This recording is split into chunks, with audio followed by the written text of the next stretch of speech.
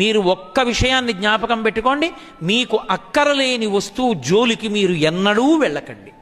ఇది మనకి ఇప్పుడు అక్కర్లేదు అన్నది మీరు వివేకంతో ఆలోచించండి. దాని జోలికి మీరు ఎప్పుడు వెళ్ళవద్దు. ఇవాళ విద్యార్థుల్లో ఎంతోమంది ఆ విషయం దగ్గరే దెబ్బతింటున్నారు. కాకినాడలో నాతో పనిచేస్తాడు ఒక వ్యక్తి. కొడుకు మోటార్ సైకిల్ కొనియ్యి అని తండ్రిని అడుగుతుంటే, ఎన్నో అప్పులు ఉన్నాయిరా, వద్దురా తల కొట్టుకున్నాడు. వినలేదు. మోటార్ సైకిల్ కొనిచ్చాడు. స్నేహితులతో కలిసి 3 మోటార్ సైకిల్ ఎక్కి విశేషమైన వేగంతో వెళ్ళారు.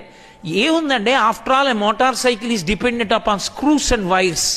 అది బ్రేక్ వేయవలసినప్పుడు స్టంబుల్ అయింది, ఈడ్చేసింది, కింద పడిపోయాడు.